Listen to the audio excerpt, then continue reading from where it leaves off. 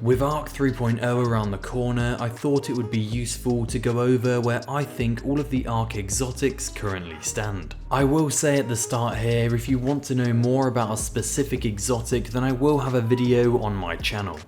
Starting off, we've got the Coldheart. The exotic perk on the weapon states, this weapon shoots a steady cold fusion powered arc laser, dealing more damage the longer it remains on a target. And the other unique perk, Coldest Winter, periodically generates ionic traces while in its high damage state. At the start of Destiny 2, when this weapon first came out, it was probably one of the best weapons for single target damage. Nowadays, I do feel that it's lagged behind a little bit, but it's still a solid weapon. A great weapon for single target damage, and I can confidently put this weapon in the B tier. Next up, we've got the Thunderlord machine gun. The exotic perk on this weapon states, kills with this weapon generate lightning strikes from above. The other unique perk on the weapon allows it to fire faster and more accurately the longer the trigger is held. Continuous damage will also generate lightning strikes. A fantastic AoE weapon that's probably my favourite machine gun in the whole game. You can't go wrong with this classic weapon, it's great for ad clearing and really fun to use. For those reasons, over the years, this weapon has earned itself a spot in the A tier. The Legend of Acrius is a heavy shotgun. This weapon fires a blast of high damage arc energy that overpenetrates enemies.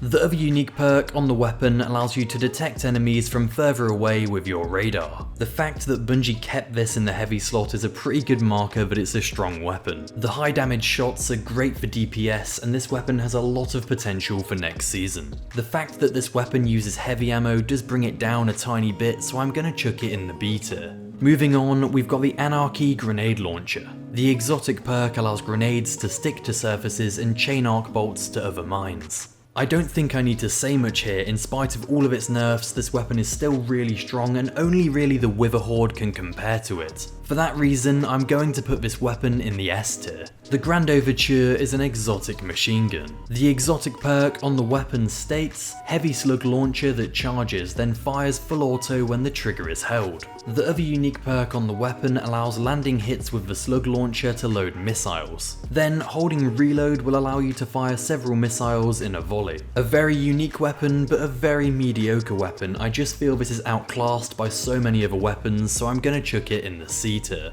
Returning from Destiny 1, we have the Trespasser. The exotic perk on the weapon states, reloading after defeating a target causes the next burst to be a longer, more powerful super burst. Then we've got another unique perk on the weapon, final blows with your super burst, reload your weapon and provide another super burst. Once you start chaining that exotic perk, this weapon can actually be really powerful. But if you're against a healthy target or you're not chaining kills with this weapon, it just feels like a normal sidearm. So this weapon's a bit of a mixed bag, but I'm gonna chuck it in the B tier. Moving on, we have the heavy D.A.R.C. sniper rifle. The exotic perk on the weapon states, aim at an enemy to view its health and other critical information in the scope. Then we've got the other unique perk on the weapon. When the exotic perk is active, this weapon has better target acquisition and deals significantly more precision damage. Currently, this thing's pretty mediocre, but if snipers ever get a buff, I can see this getting a lot more use. At the moment, D.A.R.C. is outclassed by a lot of other weapons, and I'm going to have to put it in the C tier. Moving on, we've got the dubious volley for the OGs, otherwise known as the Wardcliff coil. The exotic perk on the weapon allows it to fire a volley of rockets. The other unique perk on the weapon allows it to automatically reload on ammo pickup. Wardcliff coil is a solid weapon in both PvP and PvE.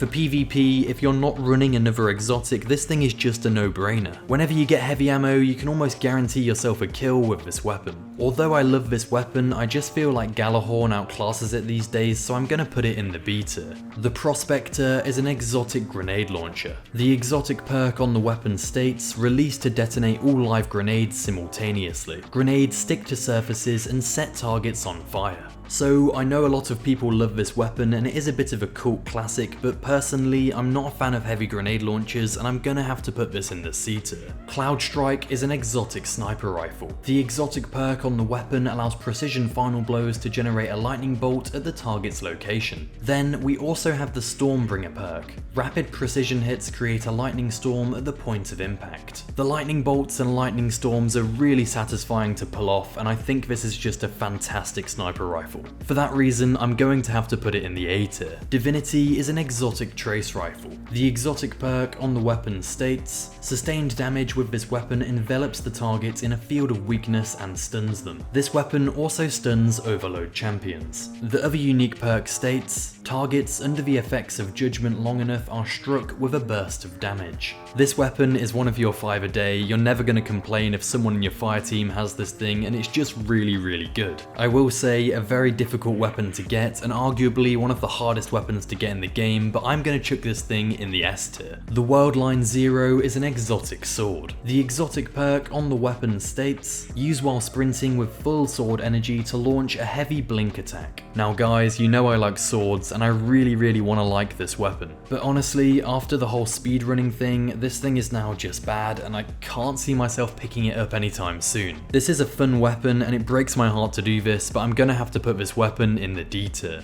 Edge of Concurrence is an exotic glaive. The unique perk on this weapon states, when weapon energy is full, consume it before firing to make your next shot track targets across the ground and unleash chain lightning on impact. I really want this weapon to get better with ARC 3.0 and I also hope it gets a very strong catalyst. My main problem with this weapon is the amount of preconditions to proc the exotic perk. You need to hit 4 ranged hits with your projectiles, do a lengthy animation, and then you have a small window to use this perk. The way it stands at the moment, I'm going to have to put this weapon in the D tier. The Riskrunner is an exotic submachine gun. The exotic perk on the weapon states, when taking damage this weapon becomes more powerful and resists incoming arc damage. Kills extend the time in this overcharged state. The other unique perk is called Superconductor. Shots fired have a chance to become chain lightning and return ammo. This is a phenomenal weapon and once you get the exotic perk active, it's absolutely unstoppable. I can confidently put this weapon in the S tier.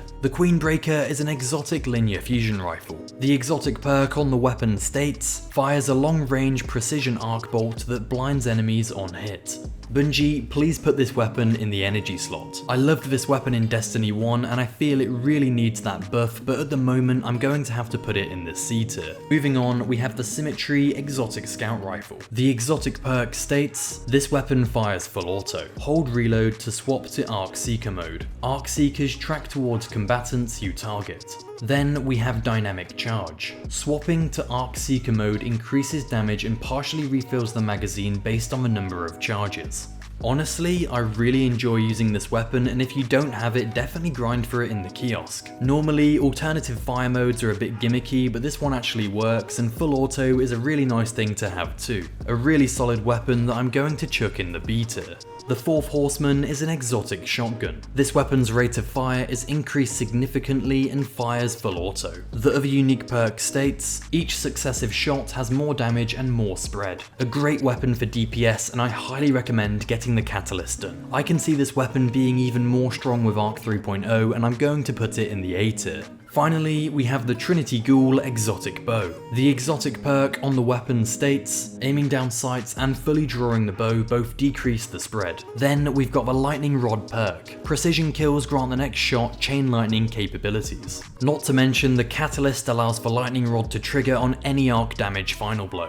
This weapon is ridiculously overpowered and probably one of the best ad clearing weapons in the whole game. This bow has definitely earned itself a spot in the S tier. So ARC 3.0 is just around the corner and all of these weapons are going to be really strong. So I'd recommend chasing some of these stronger weapons if you don't already have them. With that being said, join the Discord, subscribe, thank you so much for watching and goodbye.